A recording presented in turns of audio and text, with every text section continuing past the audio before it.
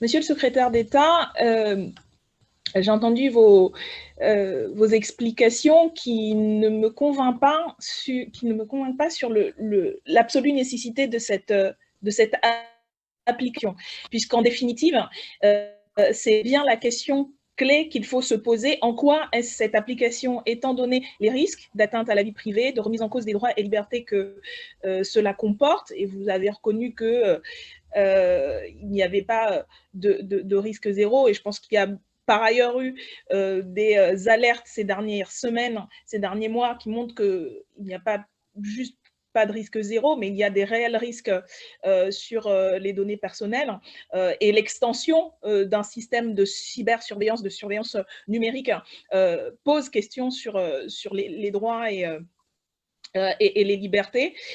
Donc, c'est quand même un enjeu important.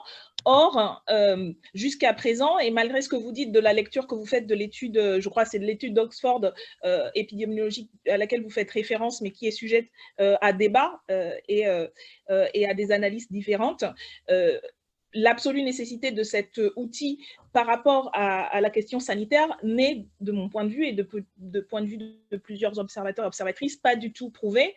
Vous avez balayé d'un revers de main l'exemple de Singapour, mais c'est quand même un exemple assez édifiant, y compris où on voit comment l'utilisation de ces techniques mène à des pratiques de surveillance généralisée problématiques. Et puis surtout, cette application est censée être complémentaire, ou en tout cas une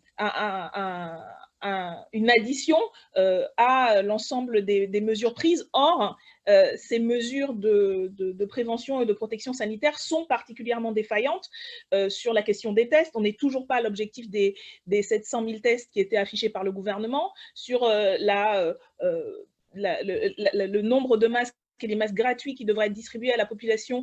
On n'est toujours pas dans les objectifs maximaux qui devraient être ceux pour une protection de la population. Et donc, ça m'apparaît un peu, et ça apparaît à beaucoup, en fait, comme un palliatif, comme une manière de compenser le manque de mesures et de moyens concrets et réels, avec des risques certains, puisque malheureusement, on l'a vu, un certain nombre de mesures, notamment en matière de numérique et de surveillance numérique, qui sont mises en place de manière soi-disant exceptionnelle, sont ensuite généralisées, et on l'a vu dans d'autres exemples. Donc, le caractère temporaire que vous affirmez aujourd'hui n'est absolument pas garantie dans les faits et dans l'expérience, y compris très, très récente.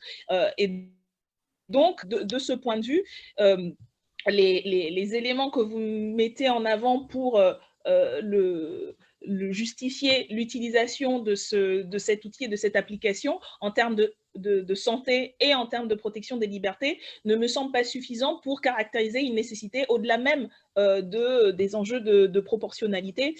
Et donc, de mon point de vue, ce débat fait plus office en fait de diversion sur les besoins réels qui sont aujourd'hui dans l'état de crise sanitaire que d'une utilité sanitaire réelle, et encore moins au niveau démocratique. Je vous remercie. Donc, il n'y a plus de questions, Monsieur le Ministre. Monsieur le Ministre, je vous laisse le soin de répondre aux collègues. Dernière intervention, c'est celle de la députée Obono. Je n'ai que deux choses à répondre. D'abord, je ne veux pas rentrer dans le débat politique sur les masques, les tests. C'est un sujet qui fait polémique, qui fait débat entre nous, etc. La seule question qui se pose, si on ne veut pas, pour le coup, éluder le débat actuel, c'est est-ce que c'est utile? Ça, encore une fois, vous, moi, on peut avoir des discussions esthétiques. Les seuls qui savent répondre à cette question-là, ce sont les épidémiologistes. Est-ce que c'est utile? Est-ce que ça sert à quelque chose pour lutter contre l'épidémie? Première question. Deuxième question, quels sont les risques inhérents à telle ou telle technique? Ça, c'est effectivement les spécialistes du numérique qui peuvent parler. Il y a une inquiétude qui est légitime en disant mais de quelle manière on contrôle? Est-ce que ça ne va pas être le pied dans la porte? Est-ce que l'État ne va pas détourner l'utilisation? Et ensuite, il y a une question de proportionnalité. Et sur cette question des risques spécifiques, mais encore une fois, je ne peux pas vous dire mieux que probablement le projet informatique du gouvernement le plus transparent. Le code source est public, On a publié hier les écrans, donc on va faire la partie émergée de l'iceberg du code source, c'est-à-dire ceux de l'application en elle-même. Et il y a un comité que vous avez voté, enfin, que l'Assemblée nationale et le Sénat ont voté, indépendant, avec des professionnels de l'éthique, des professionnels de santé et des parlementaires, qui pourra diligenter toutes les audits qu'il veut sur le serveur. Si vous avez besoin, je le dis vraiment, mais de manière non polémique, si vous avez besoin d'une garantie supplémentaire, vous me la demandez, je vous la donne.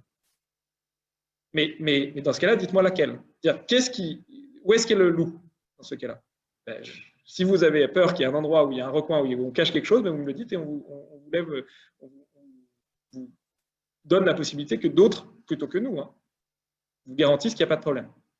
Une fois qu'on a dit ça, voilà, nous, on estime que c'est proportionné. Si vous estimez que ça reste totalement attentatoire en termes de liberté publique, et je pense que honnêtement, le sujet, c'est pas ce que disent les épidémiologues, c'est les masques, c'est indispensable, les tests, c'est indispensable, les brigades sanitaires, c'est indispensable, mais ça peut encore améliorer les choses, éviter des malades et des morts. Dans ces cadres-là, il faut expliquer pourquoi c'est pas proportionné.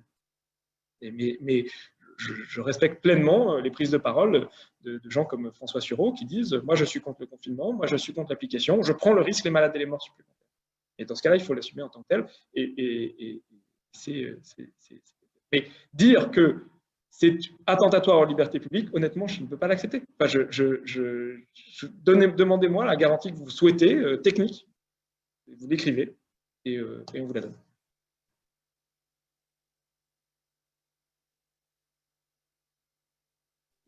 Merci beaucoup, Monsieur le Ministre, pour toutes vos réponses et votre clarté et votre transparence. Et puis, merci d'avoir répondu à toutes ces questions. Nous nous retrouvons donc demain à 15 h dans l'hémicycle pour le débat suivi d'un vote en application de l'article 50-1 de notre Constitution. Mes chers collègues, merci beaucoup. Et pas de merci, Madame la Présidente. Merci à vous. Au revoir.